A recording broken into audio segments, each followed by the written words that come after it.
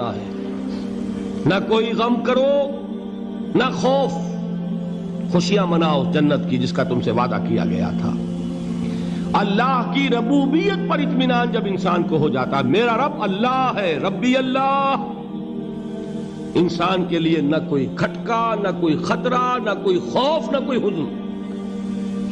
جو کچھ ہو رہا ہے کس کے اذن سے ہو رہا ہے؟ اللہ کے اذن سے۔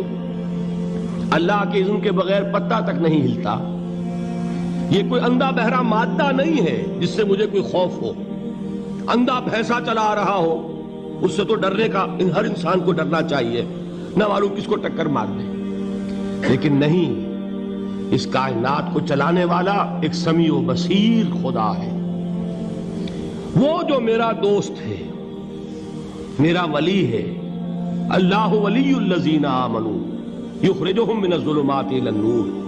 اللہ اہل ایمان کا ولی ہے، ساتھی ہے، پشت پناہ ہے، مددگار ہے، حمایتی ہے۔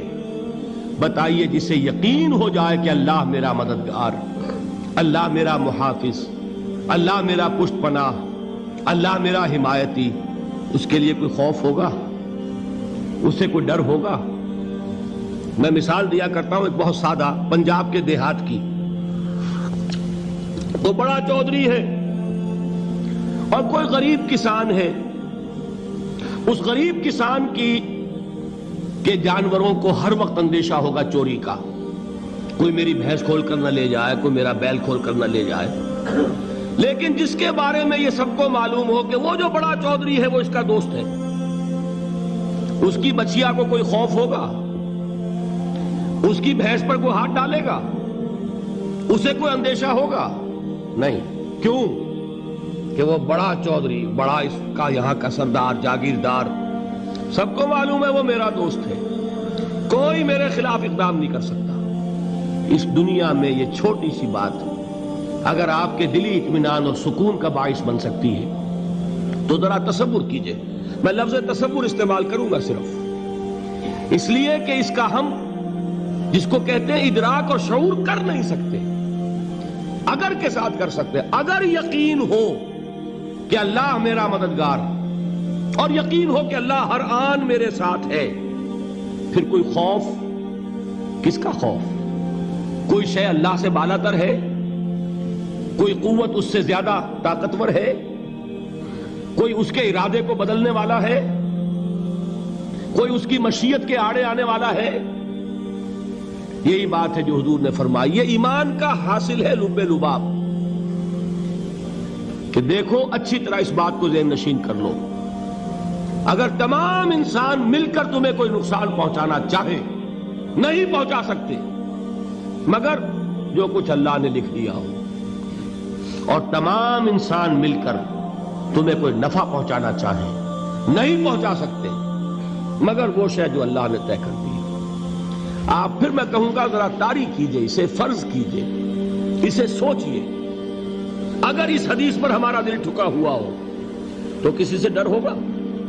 یہ مجھے نقصان نہ پہنچا دے، یہ میری رپورٹ خراب نہ کر دے، یہ میری انکریمنٹ نہ رکوا دے، یہ میرا یہ نہ بگاڑ دے، یہ میرے یہ نقصان نہ پہنچا دے۔ اس کا ڈر، اس کا ڈر، اس کا خوف، اس کی خوشامد، اس کے لیے جا کر طرح طرح سے اپنی عزت نفس کو ذلیل کروانا اس کے سامنے، یہ سب کچھ کیوں کرتا ہے انسان؟ جب سمجھتا ہے کہ اس کے ہاتھ میں میرا کوئی نفع ہے، اس کے ہاتھ میں میرے لیے کوئی ضرر ہے، یہ مجھے کوئی غضب پہنچا سکتا ہے، یہ مجھے کوئی نقصان پہنچا سکتا ہے، یہ میرا کوئی کام بنا سکتا ہے، یہ میری کوئی ضرورت پوری کر سکتا ہے، اسی کا نام شرک ہے۔ جہاں آپ نے یہ سمجھا کہ غیر اللہ کے اندر کوئی طاقت موجود ہے، وہی شرک ہے۔ بتوں سے تجھ کو امیدیں، خدا سے نو امیدی، مجھے بتا تو صحیح اور کافری کیا ہے؟ شرک تو یہ ہے جس پر بھی تمہیں یہ خیال ہے، کلمہ ہے یہ کلمہ سوم، لا حول ولا قوت الا باللہ، ذرا اس پر دل کو کبھی اگر آپ تصور کریں، پھر فرض کریں، دل ٹھک جائے اس پر، کوئی طاقت نہیں۔ یہی بات تھی جو شیخ عبد القادر جیلانی رحمت اللہ علیہ نے اپنی وصیت میں اپنے بچے سے کہی۔ 11ویں دینے والے ہیں لیکن حضرت شیخ عبد القادر جیلانی کی وصیت اور تعلیمات کو کتنے لوگ ہیں کہ جانتے ہو؟ یہ جن مقامات تک پہنچے ہیں وہ کس چیز کی بدولت پہنچے ہیں؟ انہوں نے جو پیغام دیا وہ کیا تھا؟ اے میرے بچے، جس طریقے سے قرآن مجید میں حضرت لقمان کی نصیحتیں جو ہے نقل کر دی گئی ہیں، میں یہ عرض کروں گا بالفرض اگر قرآن حضرت عبد القادر جیلانی کے بعد نازل ہوا ہوتا تو شیخ عبد القادر کی یہ نصیحتیں بھی قرآن میں درج ہوتی۔ اتنی اونچی نصیحتیں ہیں۔ اے میرے بچے، اس حقیقت کو ذہن نشین کر لے، لا فاعل فی الحقیقت ولا مؤثر الا اللہ۔ اس کائنات میں نہ کوئی فاعل حقیقی ہے نہ مؤثر حقیقی ہے سوائے اللہ کے۔ کسی شے میں کوئی تاثیر نہیں اگر اللہ نہ چاہے۔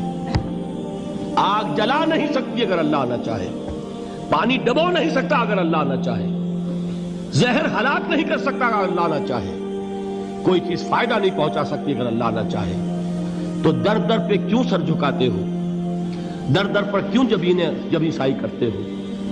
سب کے سامنے کیوں ہاتھ پھیلاتے ہو؟ ایک اللہ سے مانگو، ایک اللہ کے سامنے زمین پر اپنی جبین رکھو۔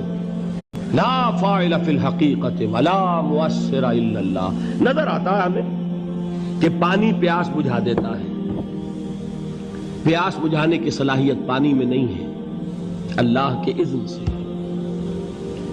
کھانا بھوک مٹا دیتا ہے، بھوک مٹانے کی صلاحیت کھانے میں نہیں ہے، اذن رب میں۔ دیکھیے یہی یقین تھا۔ حضرت موسیٰ علیہ السلام کا واقعہ یاد کیجئے۔ سامنے سمندر آ گیا ہے، قوم دیکھتی ہے پیچھے کہ گرد و غبار کا طوفان ہے۔ معلوم ہوا کہ فرعون اپنے لشکر سمیت آ گیا ہے۔ لشکر جب چلتا تھا تیز رفتاری کے ساتھ تو گرد و غبار کا جو طوفان اٹھتا تھا اس کا تصور کیجئے، اور لمحہ بلمحہ وہ قریب آ رہا ہے۔ پوری قوم نے کیا کہا؟ اے موسیٰ انا لمدرکون، اے موسیٰ ہم کو پکڑے گئے۔ قرآن مجید نے تو یہاں وہ باتیں نہیں لکھی ہیں، لیکن تورات میں یہ درج ہے کہ بنی اسرائیل جھگڑنے لگے، دست و گریبان ہو گئے موسیٰ کے ساتھ۔ موسیٰ ہمیں یہاں مروایا لا کر، اس سے تو ہم ہی بہتر تھے، وہاں کھانے کو ملتا تھا، زندگی تو تھی، بیگار ہم کر رہے تھے، موت تو نہیں تھی۔ اب جو کچھ ہوگا اس کا تصور کرو، جس طریقے سے ہمارے ٹکڑے اڑائے جائیں گے۔ تو لڑ رہے ہیں حضرت موسیٰ علیہ السلام سے۔ یہ تورات کی تفصیل ہے۔ قرآن میں صرف اتنا آیا ہے، پریشان ہو کر انہوں نے کہا انا لمدرکون، موسیٰ ہم تو پکڑے گئے۔ اس وقت موسیٰ کا جواب کیا ہے؟ کلا ان معی ربی سیہدین، نہیں، میرے ساتھ میرا رب ہے، وہ راستہ دے گا۔ بتائیے کہاں راستہ نظر آ رہا ہے؟ یہ ہے ایمان بالغیب۔ راستہ نظر نہ آئے تب اللہ پر یقین ایمان ہے۔ جیب میں پیسے ہوں اور تب دل کو اطمینان ہے تو ایمان کس پر ہوا؟ پیسے پر، اللہ پر نہیں۔ جب وسائل و ذرائع نہ ہوں اور پھر یقین ہو کہ اللہ مسبب الاسباب ہے، وہ اسباب کا پابند نہیں ہے، وہ اسباب کا محتاج نہیں ہے، اسباب اس کے محتاج ہیں۔ اگر یہ یقین ہے تو اللہ پر ایمان ہے، یہ نہیں ہے تو تمہارا ایمان اسباب پر ہے، وسائل پر ہے، ذرائع پر ہے، مادیات پر ہے، اللہ پر نہیں۔ اس وقت کہاں راستہ تھا؟ کوئی راستہ تھا؟ سمندر ہے اور ادھر سے لشکر آ گیا ہے۔ کلا ان معی ربی سیہدین۔ اب دیکھیے ایمان کہہ دینا آسان ہے، ہوا معکم اینما کنتم، جہاں کہیں بھی تم ہوتے ہو اللہ تمہارے ساتھ ہوتا ہے، لیکن اس کا یقین قائم ہو جائے تو زمین و آسمان کا فرق واقع ہو جائے۔